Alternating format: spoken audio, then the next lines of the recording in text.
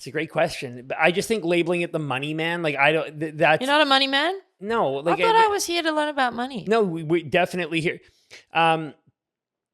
Why don't we say, you know, what we're really here to talk about is the formation of an abundance mindset and how that can call. Yeah. So what we're really going to focus on today is this idea of cultivating a mindset of abundance and how that can begin to call things into your life. Okay, great. Yeah. Okay. On that note, welcome to another episode of Design on Purpose. I'm here with Jonny Blumberg, and I'm very excited to get into this conversation about abundance and cultivating a money mindset. Sure. Yeah. We've had a few conversations around this stuff. Jonny, obviously something that you've kind of, had experience in throughout your life in various aspects as well as, intertwined with your spiritual journey. Yeah.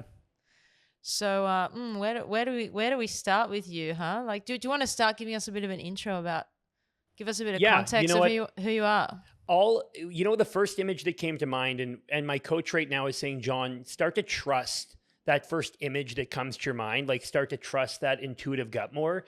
And the first image that came to mind, I'm 6 years old and I'm driving to my private nursery school called Montessori with my dad. Oh, you went to a Montessori? I went to a Montessori, absolutely. Oh, that's so cool. And my dad's ripping me to school down a major street in his white Porsche. My dad loved his Porsche, top down. And his favorite song was If I Had $1 Million by the Bare Naked Ladies. I don't know if you know this song, but it was made in the 90s when like $1 million was like, that was like life-changing money. You could like retire an entire country on $1 million. That's what it felt like. And it was funny because in having those conversations with my dad, I feel like from a young age, my focus from about 6 to I would say 34 was just on how can I make more money, but not from a mindset of abundance, from a mindset of scarcity and lack and needing to have that in my life to define myself. So I grew up in a very small city, Winnipeg, Manitoba, a city where I felt like the overall consciousness was people who were chasing this idea of, I want that nice home in that suburban community. I want to have a couple kids, take them to ice hockey in the freezing cold and minus 35. Those were our winters. I hated them. I knew from a young age I wasn't going to stay there. I remember visiting our family in San Diego when I was like 9, and I'm like, y'all are living this way? Like I'm freezing my miniature nuts off literally at 9 years old. And it's funny because of all the things that grew since I was 9, my nuts weren't one of them. They stayed the same size. I got to talk to my doctor about that one. That's a story for another day.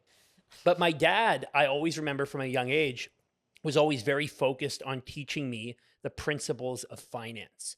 And when I grew up, and especially I graduated high school in 2006, I came into the workforce in 2010. And 2010 was a very interesting time, especially where I was from, but all over the world. We had just gotten out of like this global pandemic recession. They called it the Great Recession. They didn't want to use the word depression. What, 2010? Well, it was really... Is this after the 2008 This is really GFC? Yeah, so this is really 2008, mortgage-backed securities, all the banker New York fuckboys who were selling these mortgage-backed securities. If you watch The Big Short, there were strippers with no income that owned like 14 rental properties. And just like, oh, that's a loud one. We got some cars here. We're actually doing this podcast on a racetrack.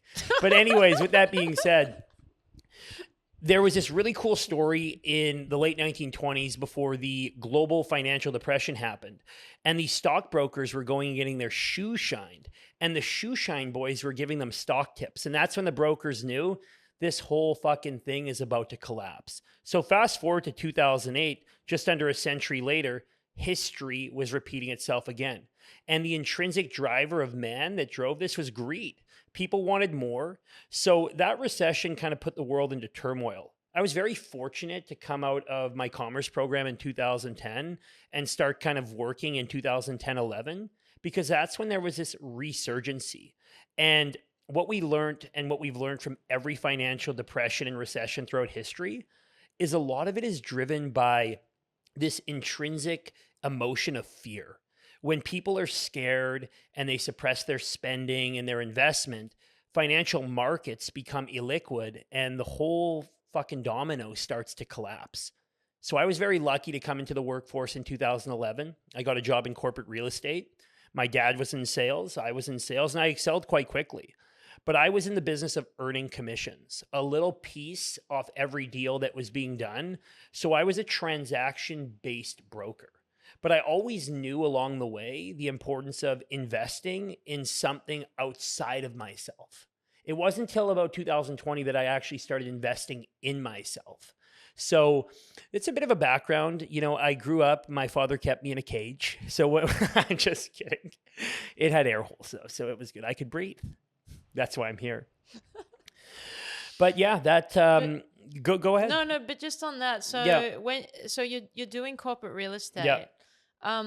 Like what was the market like at the time when you entered? Sure. Were people buying real estate, or was it kind of just starting to lift off the ground again, or like was it? Yeah, I would say that we had just gotten through kind of that 24 months of like economic stagnation, and people were ready to start spending. So There was foreclosures and stuff, wasn't there? But you're talking about in Canada, or? Yeah, I'm talking about like, so in the US market, there was massive foreclosures. And that was mainly because the US market had something called non-recourse loans, where essentially people could literally walk away from their homes, give the keys back to the bank. So the bank ended up with all this bad debt.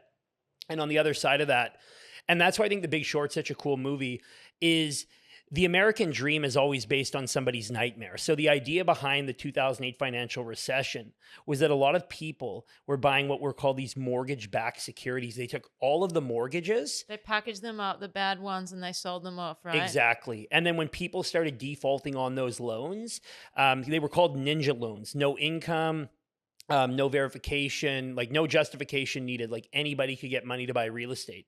And when all these properties were underwater and people stopped paying their mortgages, that coupon payment that was part of the mortgage-backed securities could no longer be paid out to the investors.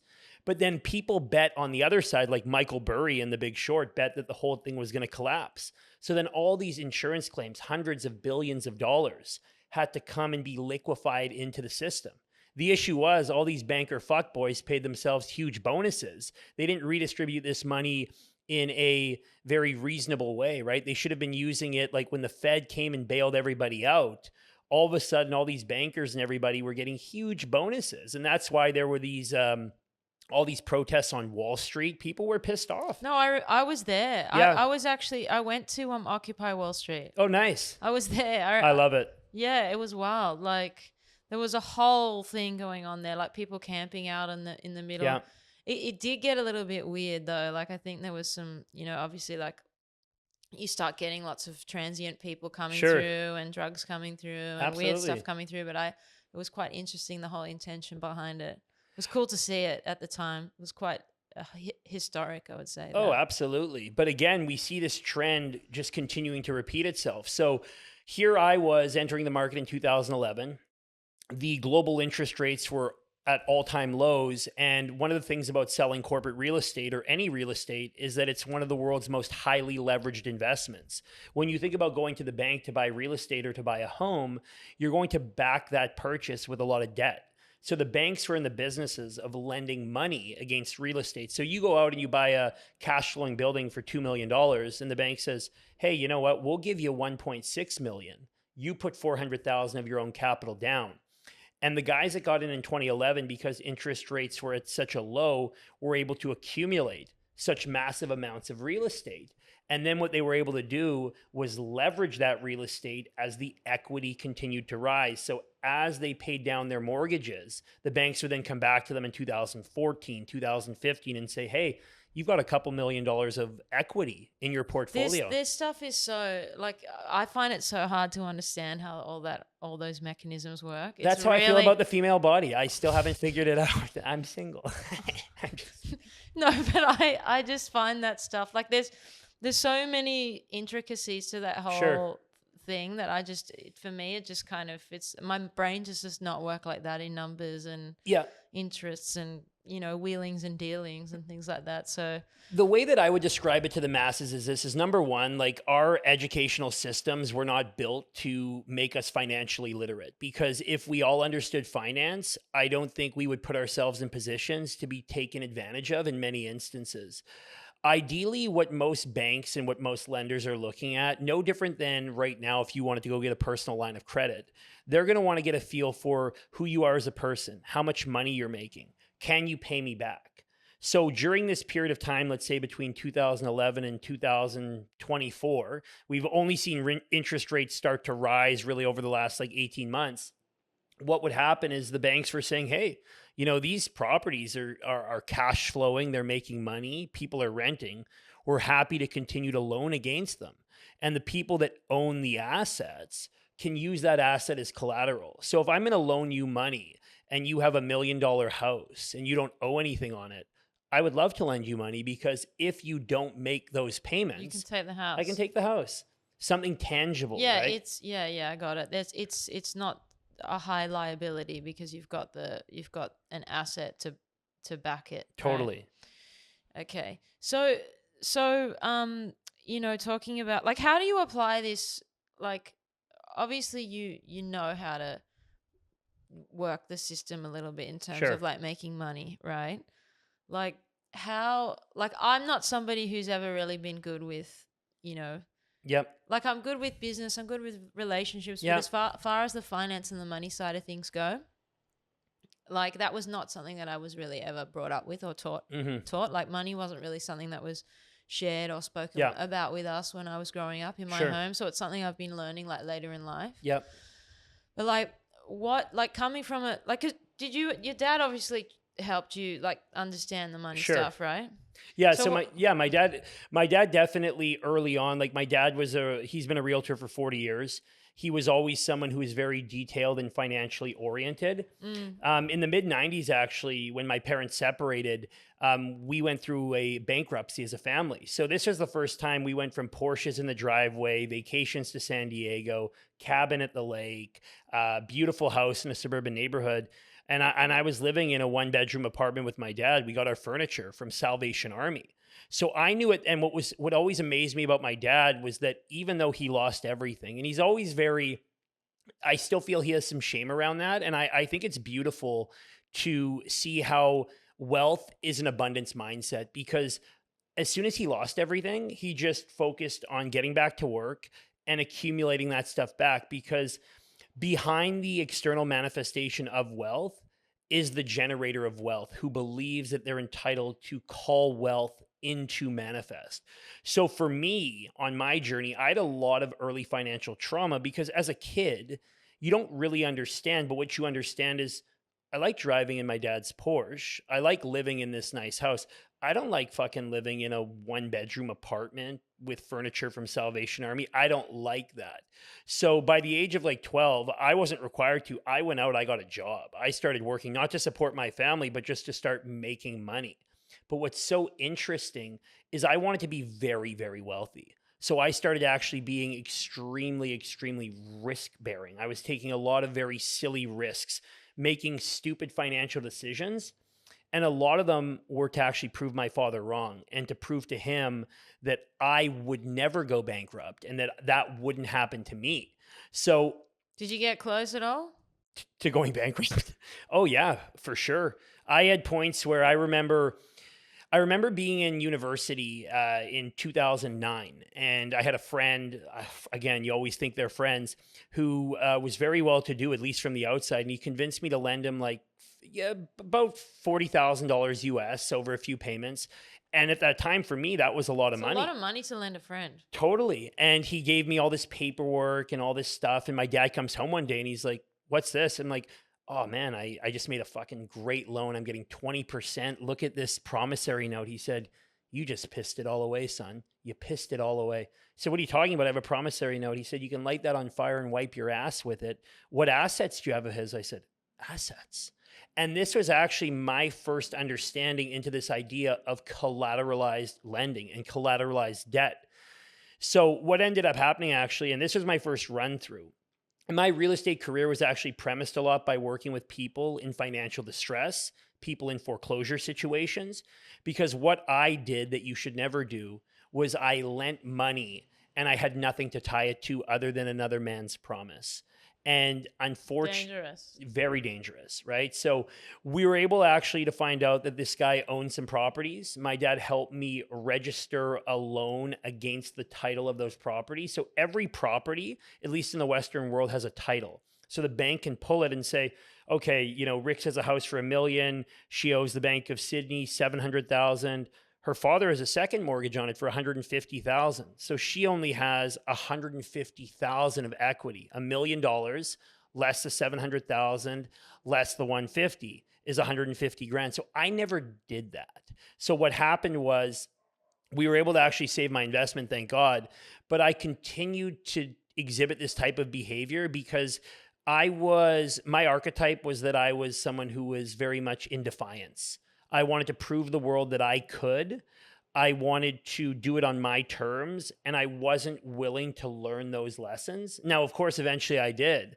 And I'm very fortunate that I didn't, quote unquote, lose it all. But I just want to go on the record to say that if you're not taking risks, if you're not actually failing in life, I don't think you're learning. And for so many people, this attachment to money, and at least for me, my journey changed a lot over the last few years because I realized that money was actually ruling my life. It was like my God. Like literally my God was like, I have to go out and make money today to prove to people. Yeah, I can't even imagine that because like I'm probably like the other extreme of that. sure. Where like I'm a creative and I love making stuff and you know I'm happily work for no money at all. You know what I mean? And I've kind of had to really change that mindset because obviously it's not a good business model. But there must be some kind of balance there. You know, I'm starting to learn that more around like, you know, I've never really built a business with like a monthly recurring revenue or Sure. something like that before because, you know, and then it's kind of risky when you have an agency or you're working as a contractor. It's like feast or famine, like constantly, you know, and you're Absolutely. constantly having to go through this cycle of like chasing clients, Yeah. getting clients, doing the job. And then because you're also in delivery, you're not feeding the pipeline. So it's like this vicious cycle that you go through. Oh, absolutely. And I mean, for me, I went to the other extreme. So a few years ago, I kind of went on this spiritual journey. And I say it like this because everyone's spiritual journey or awakening is so different. For me, you know, doing different plant medicine journeys, I saw this whole life that I desired to build up kind of dissolve before me. I thought to myself, well, I don't actually need money. You know, I can be happy. I can go be a monk. I was quite lost actually. So sitting before you today in January 2025, I'm realizing that it is all about balance. It is understanding the intricacies of finance and how the systems work is knowledge that I will always have with me. Even if I want to get rid of that, if I'm overhearing a conversation in a sauna or at a coffee shop or people are talking business, at synagogue, we're listening in temple and all of a sudden, Mr. Hirschfield is telling his accountant, hey, you know what, I could subdivide this land right here and, we could make the temple smaller and we could sell off 14 lots. I'm like, hey, you've got my attention. We're supposed to be listening to Exodus and Moses going through the desert, but let's make a couple shekels along the way. That's the balance now. It's like, I want to feel like I'm spiritually connected. I want to feel that money is an energy and it's an energy that I feel that I understand. I'll continue to understand. And more importantly, it's more about the master servant relationship. Whereas I felt that money was my master and that like by accumulating more of it, I could prove to the world that I was worthy. And it's interesting. We live in a world today with Instagram and quick dopamine where, you see these guys driving Lamborghinis and Ferraris and wearing the Rolexes and living that life. And I've lived that life.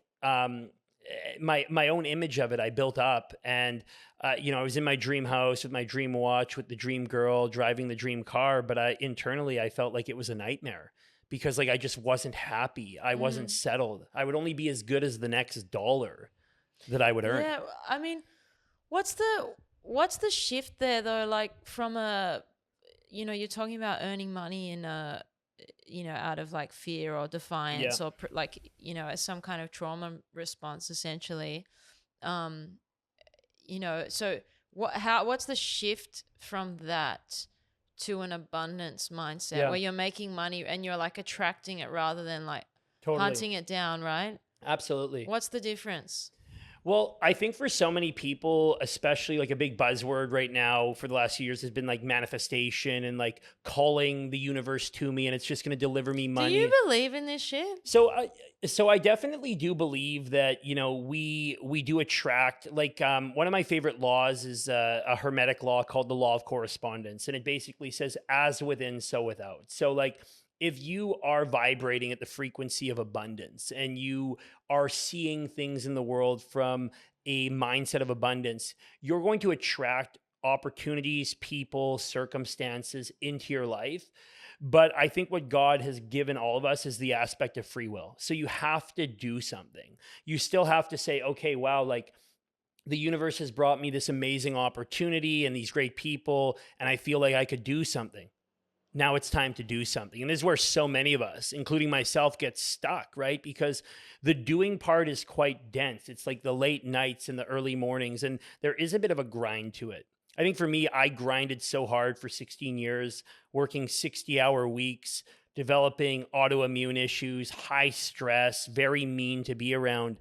So I'm in the process now of experimenting and trying new things to call financial abundance into my life again. And I would say right now I'm in kind of this experimentation phase. We've talked a lot about other narratives right now. We've talked about the crypto narrative. I know we've had those conversations around Nirvana. I think there's a million ways to make money. I think for so many people, it's about focusing on that one thing that you can do really well and to do it consistently and long enough Yeah. to actually call it in.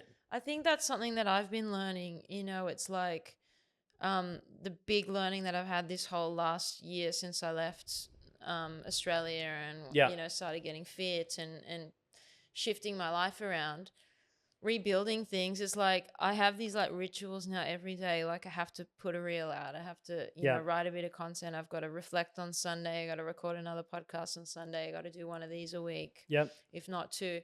Like I have all these little things, and it's like they don't add up or equate to any financial reward now, but I do feel like there's a shift happening, like where I feel like I can see something being built. Totally. Whereas when you're in a service business and you're doing client work, it's really hard to see that. It's really hard to put that Yep. in. It's like I said, like there's one project, boom, it's out the door. Another one. Totally. Yeah. Well, and what was interesting for me is like I was in a business like when you're selling anything. So for me, it was real estate. You're rewarded by a commission.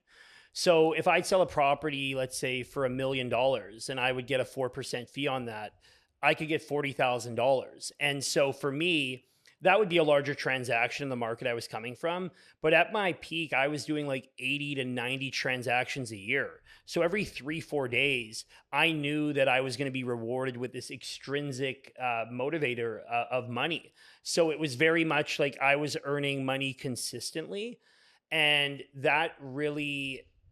How old were you? So I started in real estate when I was, I believe, 22 or 23, and then Were you making that much money at 22, 23? so my first couple years in the business, US dollars, I was doing like 150,000 US commissions. At my peak, I was probably getting closer to 400, 450. Living in a small city, from 2014 to 2020.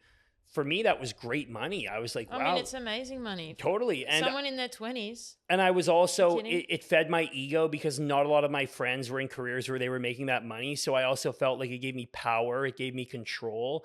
And I was definitely I definitely had a lot of narcissistic tendencies. So even in relationships, it gave me this entitlement to say, like, I want to control things because, like, at the end of the day, I'm writing the checks.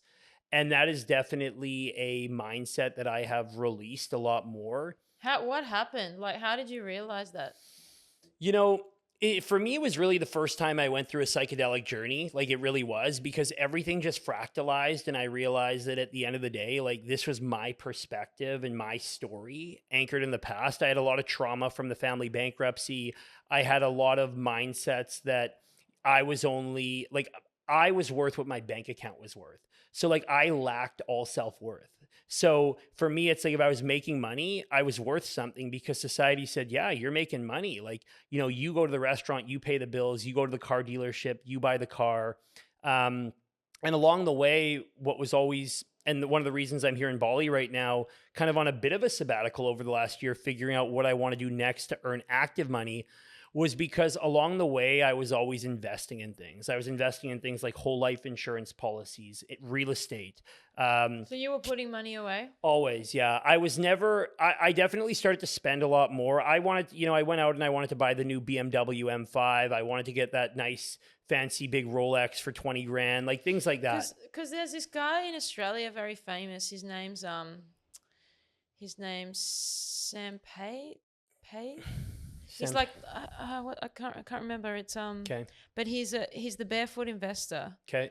I can't remember, but he basically, what he says is that he's got buckets. Money comes in, and then he puts them in the bucket. Sure. So one comes in, and then you've got 10% that goes into like your Mojo account, which is like a long-term saving account. And then another 20% goes into a fire extinguisher account. Sure. So you don't touch. It's like, when shit hits the fan. Yeah.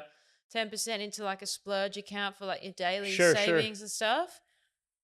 And then another 10% goes into like what you call a smile account, which is like a, for travel, you save up for traveling, things like that. And like I was doing that. Yeah. I have been doing that, and it really works. Like when you take money and you just put it in buckets. Yep. And I think I think the idea of, having a financial budget, of getting an understanding, like for me, I'll be honest, I never really operated that way because I always knew I had more coming in than was going out. And, I would monitor my accounts every couple of days and say, oh, I'm sitting on extra capital right now. I want to deploy this to my investment advisor and he'll put it to work in the capital markets. Or, oh, I want to put a down payment on a piece of rental property real estate. So do you think you need money to make money? My personal belief is that if you want to start to build passive wealth, there's a lot of people out there that will say, okay, you can do it for no money down. You can raise capital from investors. And I'm not going to sit here and say that's untrue. From my personal experience, most investors and people that I call smart money, they're going to want you to have some skin in the game.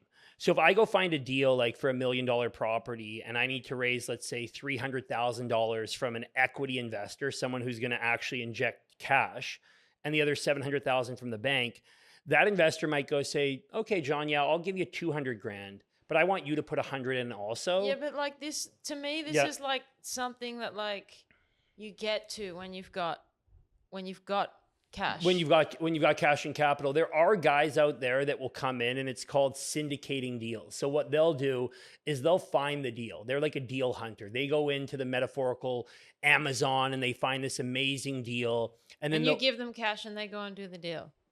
So there's two ways. One, that individual could charge like a consulting fee or a commission and bring it to the investors and say, hey, look, I found this $1 million deal. I want a 5% fee, 50 grand for putting the deal together. You guys buy it. Or some of the things that I would start to do later in my career would say, I just found this $1 million deal. I don't want the 50 grand up front. I want to be your 10% partner. So that's where. So this is like deal setting. This is like a whole nother skill on its own. Yeah. But like, what about people that don't have? What about people that are starting businesses that don't have huge amounts of cash and capital? Like, how do they start building up? Totally. And so I would advise like anybody today that's really, and I think especially for creators, I think one of the greatest things that creators could do is to form a synergistic and collaborative relationship with someone that understands finance and give them a piece of your enterprise and come in and say, you know what, I'm going to give you 20, 25, 30%. I'm going to take 70%, right? The creator. But now you have someone on your side that you trust that can start to negotiate these deals on your behalf, can start to maybe even expose profit centers that you didn't even know existed. Number one, because your mind isn't wired to go there. Like for yourself right now, you could spend the next few years becoming very financially literate. And I would encourage you to spend a little bit of time learning the basics for sure. I would encourage everybody to do that. What's the basics? To me, the basics would be understanding first and foremost, like understanding first of all, how much capital you actually need or you think you need, right? So, like, you know, a lot of creatives right now are bootstrapping a lot of things where maybe they've gone out and they've spent $15,000 of savings. They've got all their camera equipment, they've got everything there, plus or minus. I don't know the exact amount, but maybe there's an opportunity where they could be quicker to monetization than they even realize. Like, we've been talking about this idea of intangible assets, like developing courses. Maybe they start to coach, etc. These things. So someone with more financial literacy may be able to help them lay out and identify these different profit centers. And then the creator can do what they create best. Because here's the thing, if you talk to most creators, they're in the frequency of creation. If you start talking to them about the intricacies of finance, I mean, this is they're where gonna my brain just starts to like go, totally. like I start zoning out.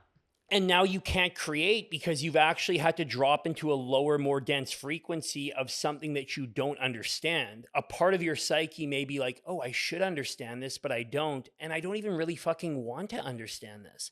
So when you look at most great creators, somewhere along the way, they likely had some sort of financial partner Yeah, they in had the a back. money man. Yeah, likely a Jew. Yeah, probably. Possibly. But I think that's super important. And I think what you're going to see more and more in years to come, and you're seeing it, is you're seeing like these creative agencies where they will go out and identify talent and say, you know what, Rix, you're super talented. We absolutely love what you do. We want you to work under the umbrella and the infrastructure that we've set up at our creative agency. We're going to manage everything. We're going to tell you where to be. We're going to give you ideas even on what to produce that can get you closer to monetization.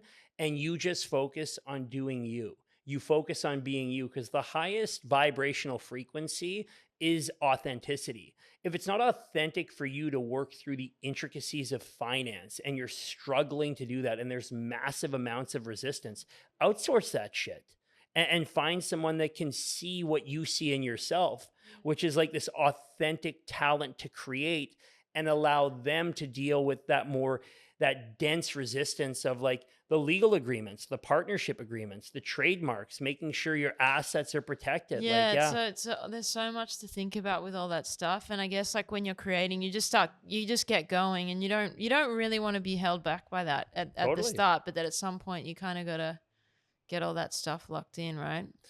Well, I mean, here's the thing. You don't have to. You don't, and that's the beauty of this life, is you don't have to do anything. But if you truly want to, if your goal is to serve the most amount of people, like, of course, any creator, if I said, hey, do you want 1,000 subscribers on YouTube or 1,000,000?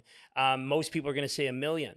But then when they get there, if they don't have the infrastructure to support those subscribers, or people are coming to them with brand deals at 1,000,000 subscribers and they don't understand the intricacies of finance and business.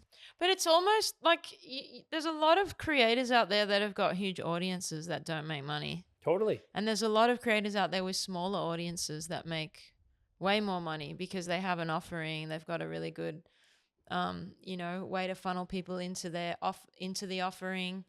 They Sure. can keep people engaged. Yeah. They're adding value. Absolutely. It's almost better to have a smaller audience that you can serve really well than a large one that you struggle to monetize, I would say.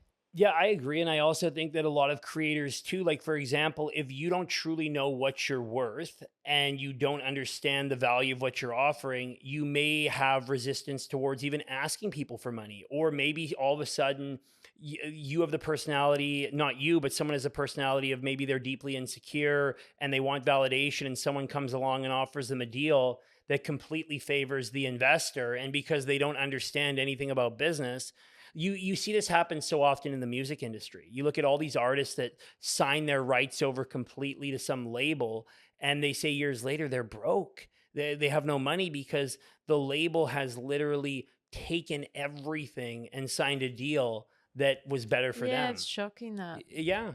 So I think it's very, very, like, I would encourage a lot of people who are creating anything in life, if maybe they have someone they know at a personal level, that they could come on and say, like, look, I really want to take this thing to the moon. I do want to monetize it. I do want this to provide me a living. I do want this to create wealth for me, for my family, to allow me to live a more liberated life. And now you have somebody who's your business partner. Yes, the business is built and cultivated around your personality and your creative ingenuity.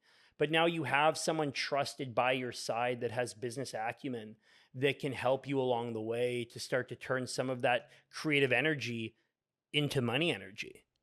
I think that would be a wonderful thing for a lot of people.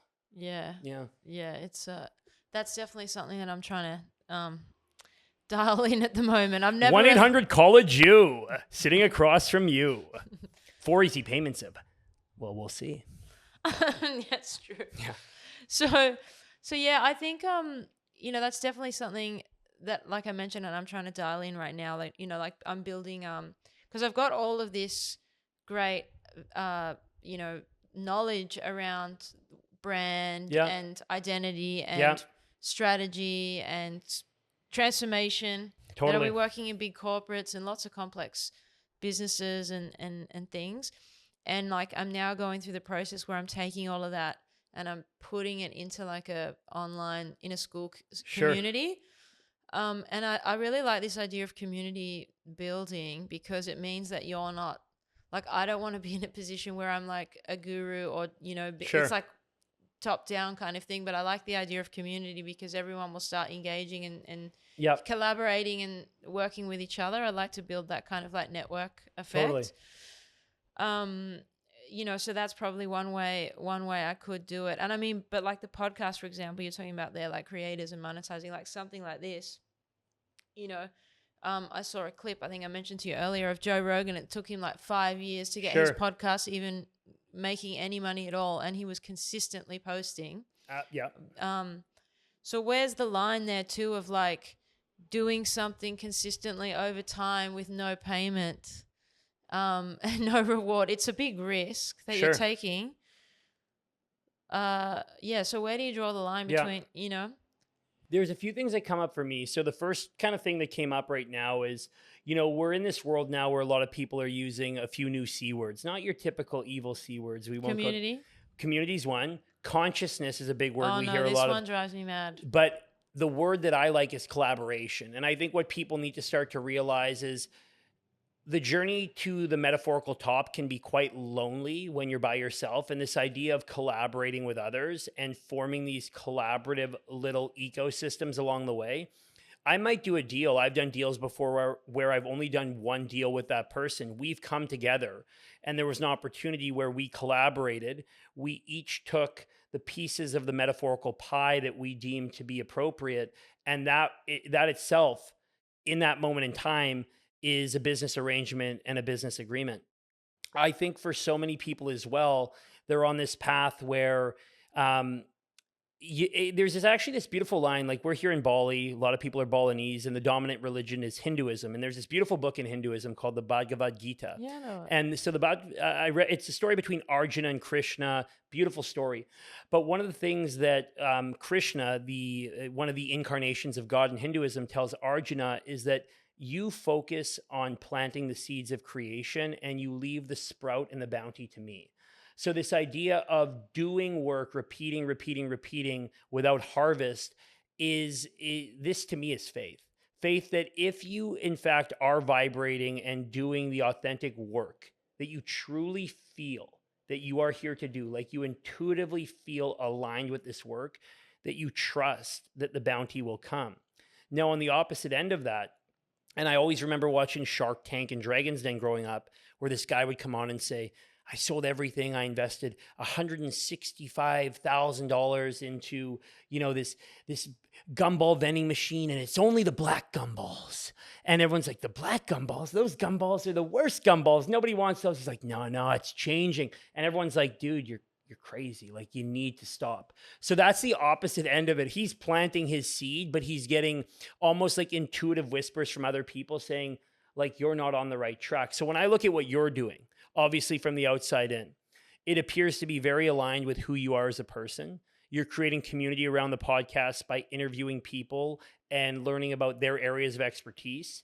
You want to create a community of like-minded individuals that can learn and collaborate with one another. And yeah, trust will be very important along the way.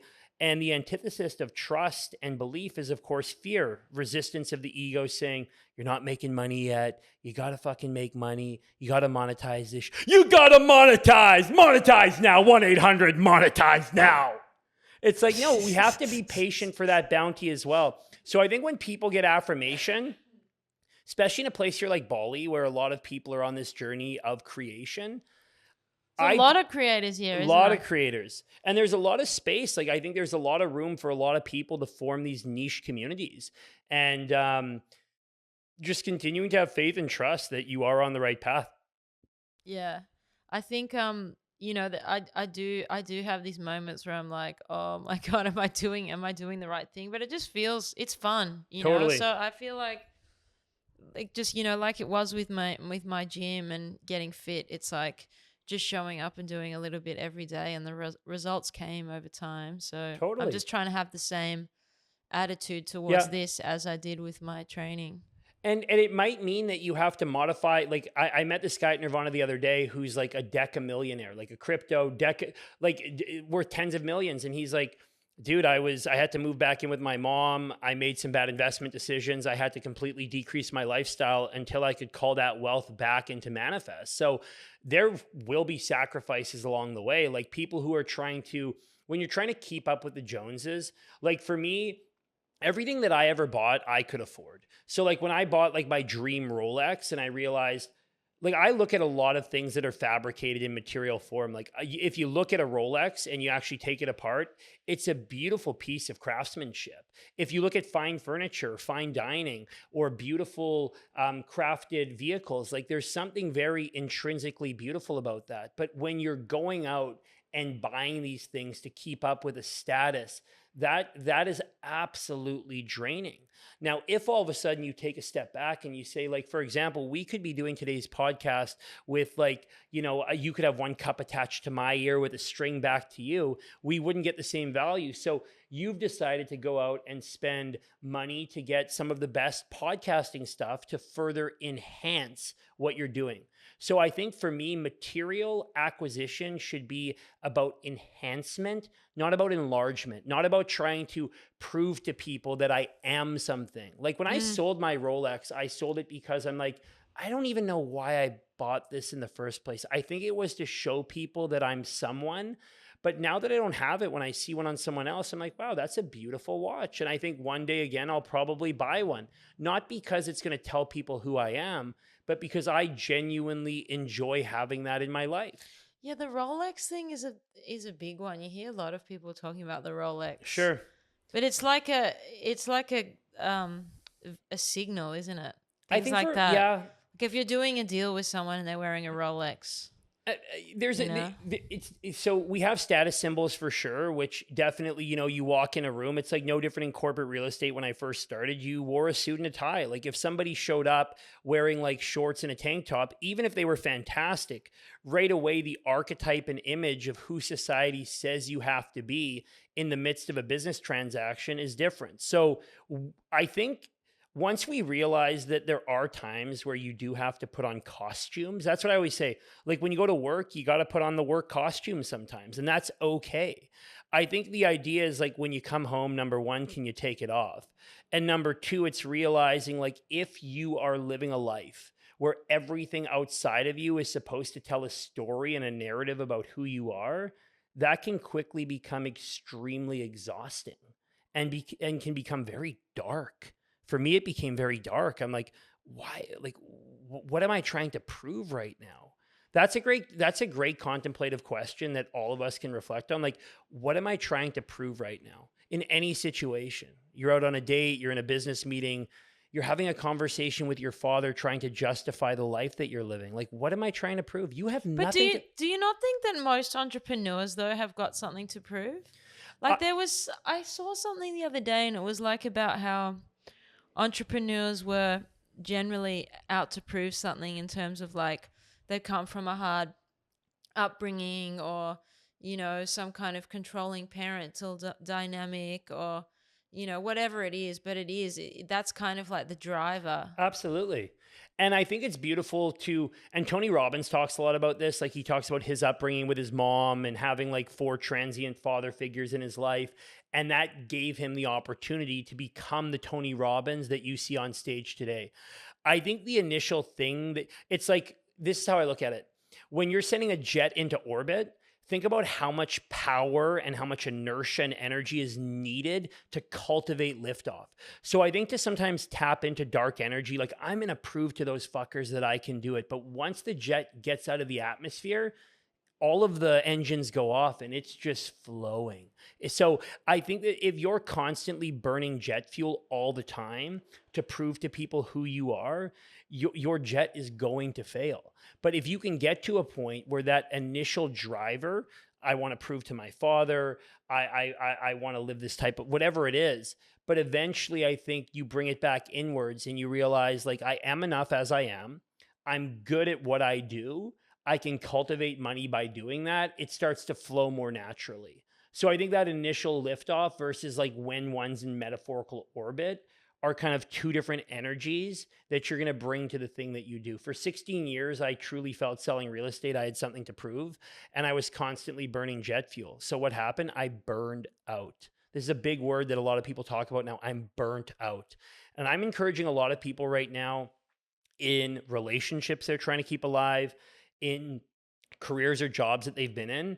One of the greatest things that you can do is create some space. Maybe it's a week, maybe it's a month, maybe it's a year. I don't know where you're at, where you literally separate yourself from these things and you see how you feel in the absence of those things. Because it's like right now, if I want to put another couch in this living room, I have to first remove the old couch. So sometimes we want to upgrade our life, but we're not willing to get rid of the metaphorical baggage that's holding us back. So to me, it's a game of separation, of stepping away from what was to allow what could be to actually approach you and find you.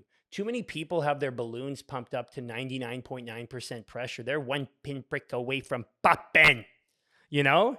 So it's like, let's let a little pressure out of the room. Let's release some energy and let's see what comes into our environment. Yeah. Yeah. No, I've been through, like, I mean, that was what 2023, 2024 was for me. It was like a complete tower, like everything just wiped. Jenga done. That's right. And so I've been like rebuilding from scratch. But Totally. I think you also need to be really careful with that, because if you start rebuilding and you haven't shifted your energy, Totally, and you haven't done the work, then your chances are you'll probably start rebuilding the same thing. I also think it's so important, like you're never rebuilding from scratch, you're always rebuilding from experience, because all of the experience that you have, you can't get rid of that experience, right? So it's like if you're climbing Mount Everest and there's 4 base camps, if you fall from base camp 3, you're not right at the bottom of Nepal again. You're probably back at base camp 2. Yeah, it's like you hear about those people that, like we just mentioned, that go bankrupt, and they don't stay bankrupt very long. No. They usually can get it back because they've got that skill set. They know how to be in that vibration as well, right? Totally. And what often happens too is that the relationships that they've formed, like my dad, one thing that I've always applauded him on, 40 years in real estate, he's been so amazing at cultivating repeat business. So even when he lost everything. No, he didn't lose everything. That's just something people say. You've never lost everything. Who in human history has lost everything? Every client you've ever done business with, every contact, every friend, every relationship, everything. No, we always have something, but the human psyche tends to focus on all that which we don't have, all that which we've lost. Now we're in this low frequency of lack, of apathy, of guilt, of shame, of blame. When in reality, what he did was he focused on all the amazing relationships he'd serviced in real estate for upwards of probably 15, 20 years at that time. And they were more than happy to continue to do business with him. They didn't give a shit that he lost his money. Hey, Tommy, can you still find me good property deals? And can we still make some money? Can you still work when you're bankrupt like that though? Yo, absolutely. You better fucking work. You got no money. Sorry, you're bankrupt and you can never work again. No, I didn't know what that was. No, just to say, so usually when you go bankrupt, there's certain, like for example, you usually can't borrow money for a certain period of time. Your credit score goes down. There's certain things like that. Doesn't sound so bad. No, I mean, like when people, there's a lot of people, like you hear about Donald Trump who has claimed bankruptcy, right? Well, there's different levels of bankruptcy too. Sometimes people claim corporate bankruptcy, where basically they just claim that their corporations can no longer render the payments that are due to be made. Yeah, but that's liquidation, isn't it? That's it's more like liquidation, but personal bankruptcy happens all the time too, right? Essentially, when your debts are greater than your assets, right? If you owe the world $2 million and you only have 400 grand, You gonna spend the next 15 years trying to pay off 1.6 million, or do you declare bankruptcy? That 400,000 would usually be put into a court and liquidated to the different investors or the different lenders on a proportional share. And then you get to breathe all of a sudden. I helped a friend actually. I'll share this story very quickly. It's very beautiful. I had an amazing friend, a yoga instructor, one of the best yin yoga instructors in the world, truly an outstanding human being. And he was drowning in student debt and credit card debt. He owed like 95 grand. And the interest rate was at 30%. And I looked at his state within 4 minutes. I gave him the solution. I said, brother, you need to declare bankruptcy. Easiest ever, because he wasn't attached to anything. He's like, oh, fantastic. I can still teach yoga, right? I'm like, absolutely. So we actually did what was called a consumer proposal. He went to the credit card companies and he went to everybody, said, look, I owe you guys 100 grand. The consumer proposal that he ended up having to pay, I think 25,000 of that back over time, because these consumer proposal agencies will actually go out on your behalf and negotiate. But was he bankrupt or not? So this didn't end up actually, the first thought was bankruptcy, but what ended up happening was what's called a consumer proposal, where basically they look at all of your assets and they say, this is what we can afford to pay these lenders over a period of time. Most of these credit card companies, if you're in really deep, I would suggest talking to someone about a consumer proposal. Again, I'm not an expert in this, but I think a lot of people that are scraping to get by, who have inordinate amounts of debt, that could be something to at least look at to see if it's an option for you. Yeah, interesting. Yeah. Interesting. You know? But so then what about where else can I take this? I'm just thinking about like the money stuff. What about the crypto stuff? Yeah. Can we talk a bit about that? Totally. Because I know that's something that you've been diving into recently. Yeah. I started diving into crypto initially, I would say in like 2018, just dabbling in some of the, like really just the Ethereum. I would take like, yeah, I got Ethereum. Yeah. I take like a couple $1,000 when I had it. Cause like my advisors at the time were saying, don't touch this stuff with a 10-foot pole. When I got out here, and I've been living here for about a year, about 4 or 5 months ago, I knew that as of this year, so as of January 1st, I'm no longer a licensed realtor. I just knew that that was something that I no longer wanted to do, but I was hanging on to it because it gave me this like warm comfort blanket of some money still coming in. So I started to investigate cryptocurrency, blockchain a little bit more, and I definitely see a future there. Undoubtedly, I think it's a big narrative going in. I think, again, we want to preface that like nothing on this show is financial advice. Like we're not telling anybody. Do your own research. Do your own research. Nobody's telling you to go out and buy this coin or that coin. But I think for me, and it's interesting. So I used to actually have a very bad gambling addiction. So growing up, like what? Like cards? Yeah, poker machines? Yeah. So for me, it was VLTs. Yeah, the video poker machines, and then blackjack. Those poker machines are huge in Australia. Oh, huge! They have them in every pub. Well, not every pub, but yeah, there's few pubs that don't have them. But most pubs in Australia have got. And I started gambling more than I could afford to lose. Like I would go out some nights and gamble $4,000 or $5,000. And I said, you know what? No, this is way too much. And what was interesting is one of the big narratives in crypto this time around. So last cycle, everybody was talking about the NFTs, Bored Ape, Logan Paul bought one for $2 million. It's worth $0 today. What's going to happen with NFTs? Well, so NFTs, I'm honestly not as well versed in, but what I can tell you is that during every single cycle of hysteria, there's always something that has no real intrinsic value that people start to go towards. Like in the early 2000s, it was the tech bubble, right? All of these, prettykitty.ca had a $100 million valuation. And there's always winners that come out of it. Like you look at Google, AOL at the time, Yahoo, all these big companies came out of the tech boom. You look at 2008, mortgage-backed securities, right? People making these ludicrous investments into something that really had no intrinsic value.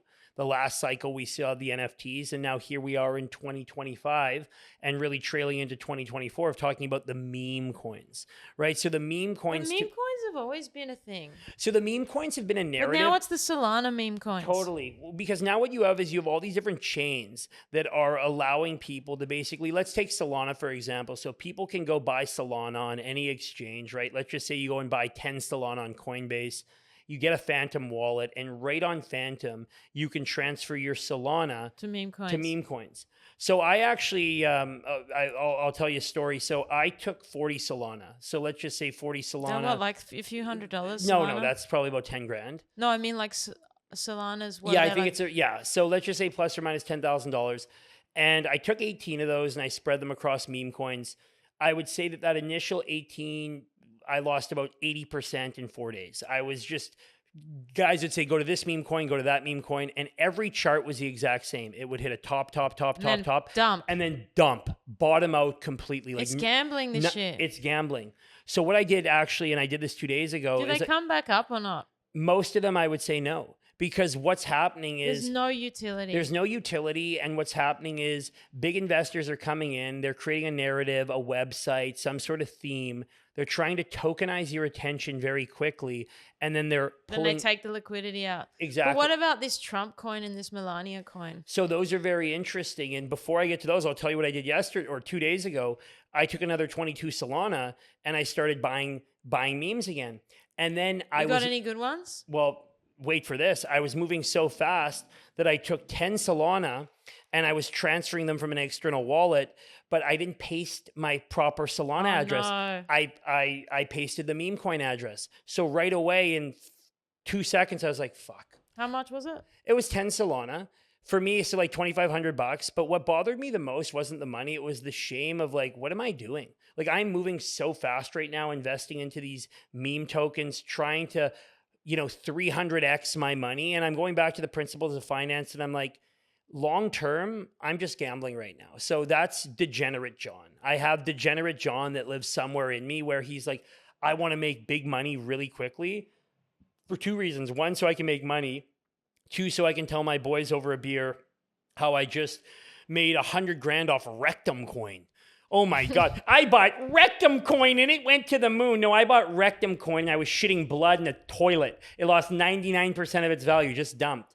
Now, some of these meme tokens, and the big thing that I always think is so important in anything is this aspect of liquidity, and you look at market capitalization. So when you look at coins like the Trump coin, you look What's going to happen with that coin? I mean, look, it's skyrocketed. I think it's been on a bit of a fallback. And again, my honest advice to 99% of people is just don't fuck around with meme coins. Like really, because number one, it's going to take over your life because of how quickly the market moves. Like I literally went yesterday to take a shit, and 15 minutes later, one of the coins I bought was up 400%. Like it was, so my $500 was $2,000. I went to cash it out. All the liquidity was gone, and then it went to zero. So like I couldn't even turn it back on Phantom from the meme coin to Solana. So my advice to people in general is like, if you want to dabble in alternative asset classes like cryptocurrency, do some research, make your own investment decisions. I personally now I'm just going to focus on, things like Bitcoin, Ethereum, and then the altcoins. Yeah, I hear the best thing to do is to just buy little bits of it long. It comes back to the consistency thing. Totally. Like there was a guy at the gym, Tio. Did you meet? I don't think I met Tio. Yeah, he's like a crypto guy. Like he's big time crypto guy. Sure. Like he was like telling me the other one time he he's invests large amounts, but he was joking around about accidentally buying this large amount of a particular coin, Bitcoin, when he was trying to buy something else. Yeah. So he's playing with enough to make these kinds of mistakes, but he wasn't too worried about it because it was Bitcoin. Yeah. But he's saying that you just over time when you just treat it like a bill.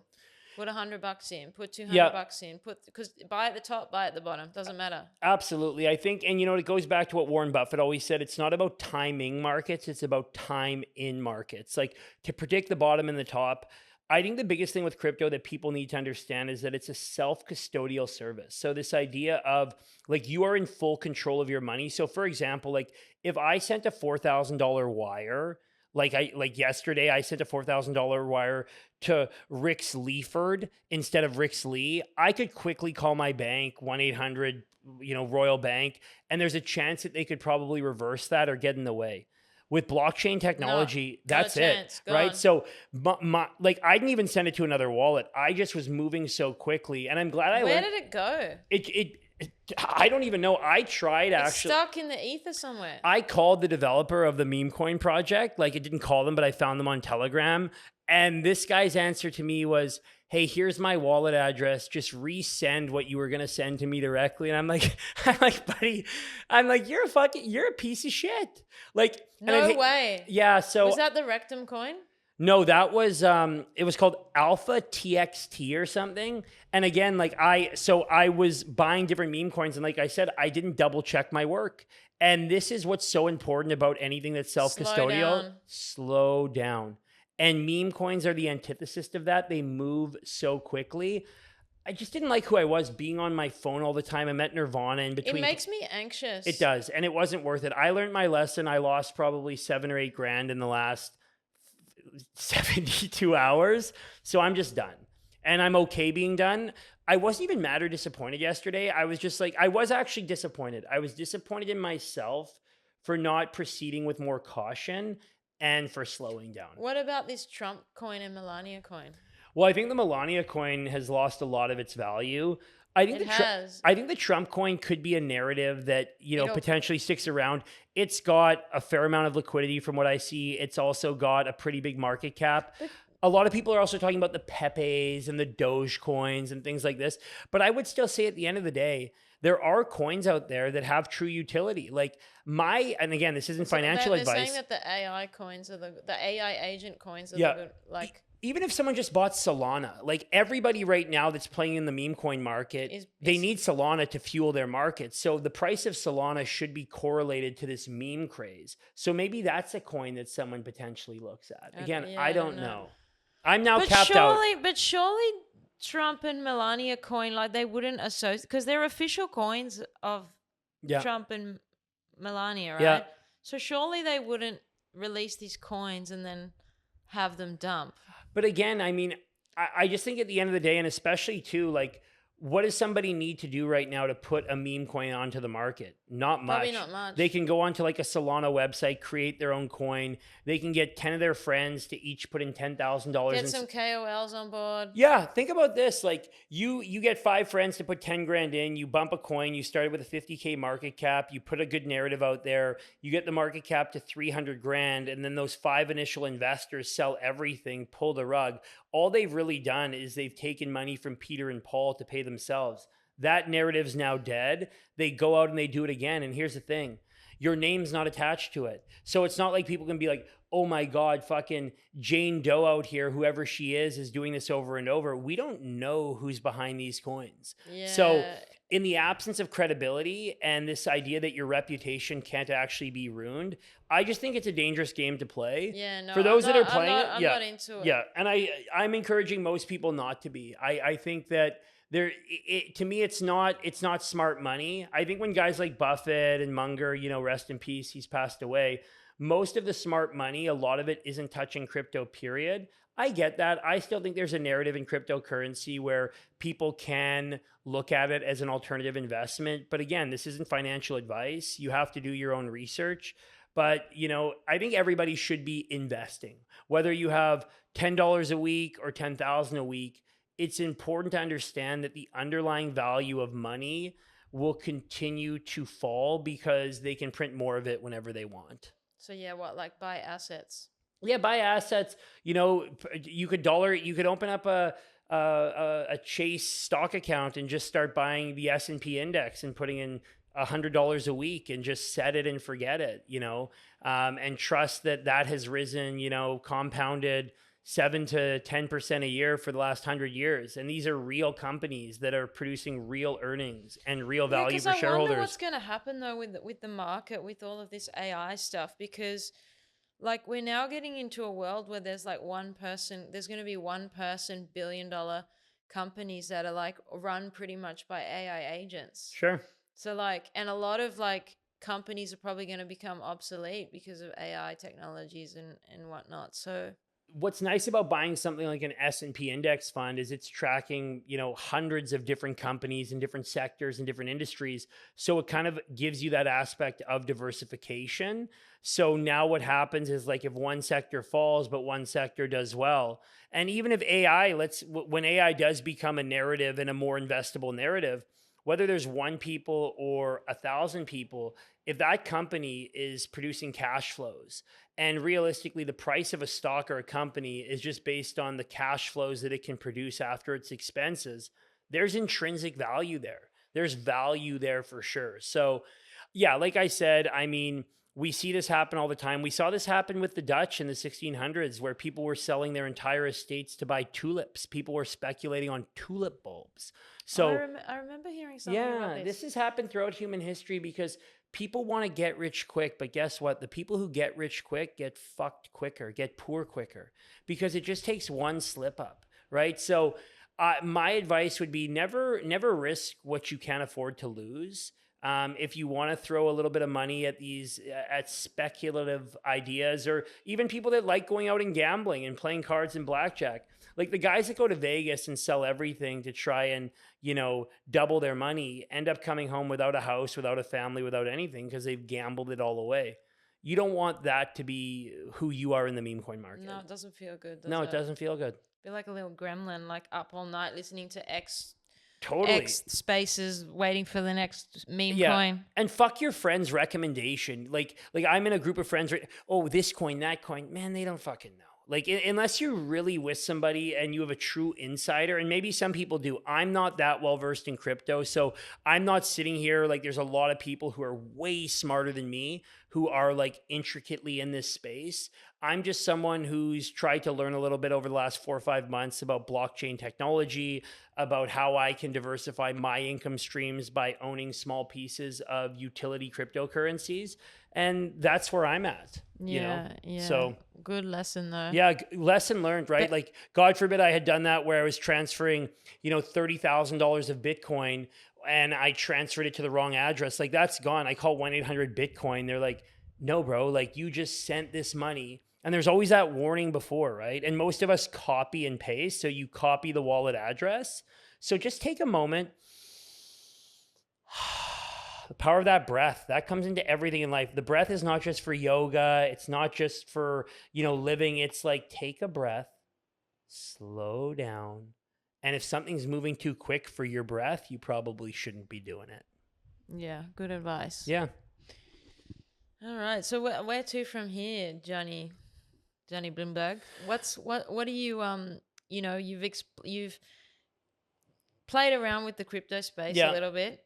You've done the real estate thing. Yeah. So for me, it's a big question of, what I'm really focused on right now is like, what is it that I want to do next? I have all these different ideas and different people that are coming to me. And my actual, my gene keys, my kind of astrology is someone that is a creator, which is interesting because I have the propensity to want to be involved in a lot of different things, but the shadow of creation is distraction. So when you have so many different things going on, the shadow of distraction can get in the way. And if you plant all these seeds everywhere, but you don't water them, then the seeds aren't going to sprout.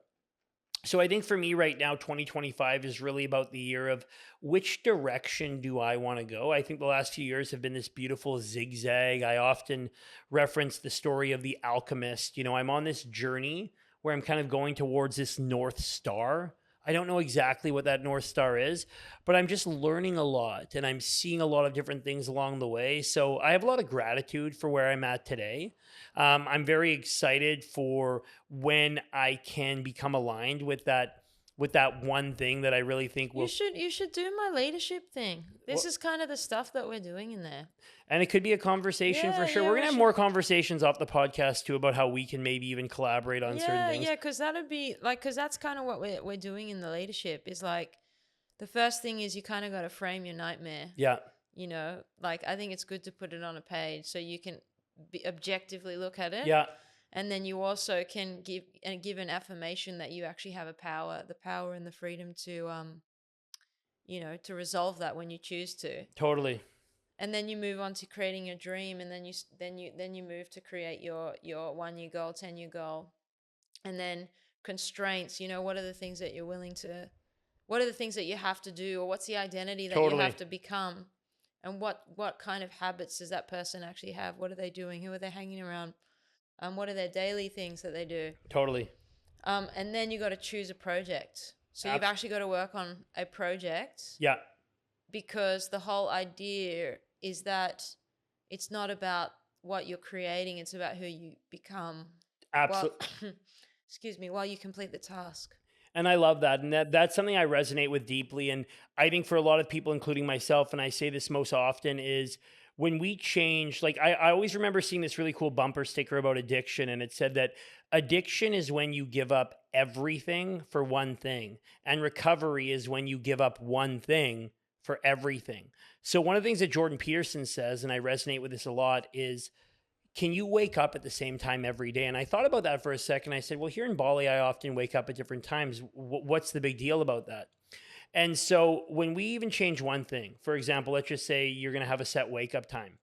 What's going to happen by virtue of that is you're going to start to identify with who do you want to be when you wake up in the morning. Well, you probably want to feel refreshed. You want to feel like you got a good night's sleep. You want to feel ready, like carpe diem, like Robin Williams would say, like, let's seize the day. Well, if you're out fucking banging drinks with your friends till 2 a.m., messaging, nice ladies on the dating apps, gambling, doing meme coins, eating really late, that's probably not going to create a version of you that's going to want to get up at that set time and go seize the day. So I think for me right now, one thing I'm focused on, and you talked about this right now, is this idea of what habits, routines, and rituals do I need to let go of to then create space for what could come. So rather than this idea of being like, I need to add this to my life, I need to have this, I need to go this direction, I need to have all these habits. Yes, that's part of it. But I think before that we even focus on creating all these new habits and these routines is, can I spend time, which I have been, taking inventory of the habits, the routines, the relationships, the environments that I no longer want to be in, that no longer would correlate to that version of myself. Because I have a pretty good idea of who I want to be. I just don't know what he wants to do. But I have a pretty good idea of the things that he shouldn't be doing. But you know that you don't have to have the idea of what that person wants to be doing, right? You just have to start making things, doing the project. And when you start getting into a creative process, the next thing will kind of appear, Yeah. I think that's probably where I lack trust still, because there's still a part of me that's programmed to think that it's like, I'll do something and I'll be rewarded so quickly. And that's the salesman habit. You know what'll sort you out? What's that? Start a podcast. I was doing a podcast for a bit, but you know what? I look at everything that you've set up here, all the beautiful intricacies of it. I think I'm someone that loves to be on a podcast, but I don't know that truly it would drive my creative desires to create what you're creating here. No, I got it, but I just mean like in terms of it's a really long game. Oh, totally. And you fully just have to go absolutely one after the other, step by step. And you're just totally, I mean, nothing might come of this, but something is, because I'm actually changing as a person as absolutely I do it. Discipline. Yeah. Having to be super organized. Yeah. It's I mean, I'm generally pretty organized anyway, but like having to get quick at something, processes, systems, everything. Totally. No, and that's and you hit the nail on the head, right? You're cultivating the identity of who you want to be, and then that version of who you want to be is obviously going to be doing certain things that are going to be aligned. It's like someone saying, I want to be a marathon runner. It's like, okay, well, it's pretty easy to reverse engineer what you need to do on a daily basis to actually have that manifest. If you're not doing the thing, you got to do the things. You have to do the things, and that's a big one for so many of us. It's easy to be, but it is harder to do. Yeah, it's like a vision without a plan is a hallucination. There you go. Absolutely. So yeah, on that note, is there anything we missed? I don't think so. I think we covered a myriad of topics. I mean, I definitely, hope that people find value in some of the things that we spoke about. I think is just kind of a closing remark. I'm just, I'm encouraging people in my life right now, and the same encouragement I'm affording to myself is just, to give ourselves more grace and to just really appreciate the small wins and the small things in each and every day. This opportunity to just slow down and to be present in all things, even the things that frustrate us, like, going to get your Indonesian driver's license and be like, fuck, I don't want to spend 3 hours doing this. But can you find some stillness? And maybe when you go there, you're going to have a conversation with somebody that could end up changing your life. But because you were frustrated and you're face was in your hands and you're like this all day. They were there. They were put there to have that conversation with you, but you're not actually open to receiving it. So slow down, honor where you are. We're all on a path.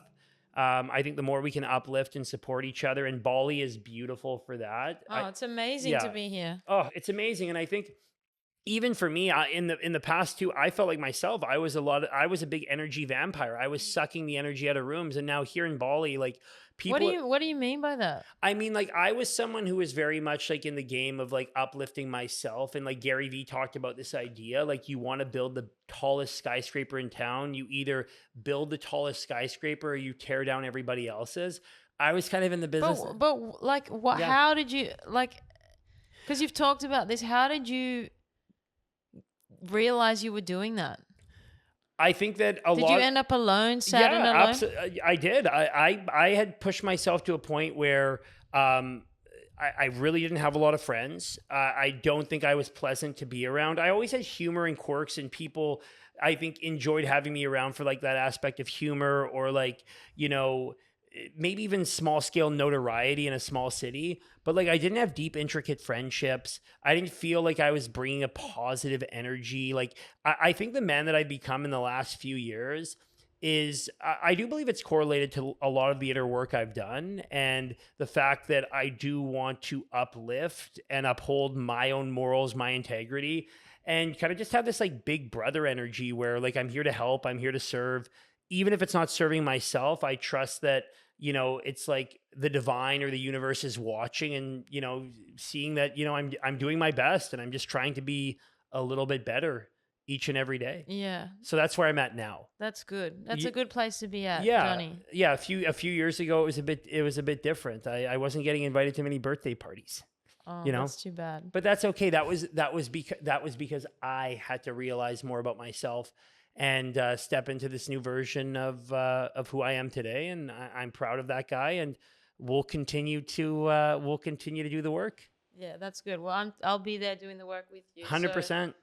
So that's it. Thank you so much for having us today. And, thank you so much. Great to yeah, chat. I really enjoyed this. And sorry, I know I was farting during the podcast. That's if you smell that now. I did actually. No, I actually didn't once, to be honest. We've got a beautiful essential oil going on in here. No problems. Thanks, Johnny. Thank you, guys. Thanks so much for listening to the Design on Purpose podcast. If you don't already, do like and subscribe to the channel. If you got any questions for Johnny Blumberg over here, then do put them in the comments. Any questions? 1-800-CALL-A-JEW. $49.99 per second. No refunds. There you go. And I've just kind of completely lost my train of thought. You just kind of, with that fart comment, you kind of just like threw me a little bit. Totally. Don't do that. Okay, thanks for listening to Design on Purpose. We'll see you next week. Thank you.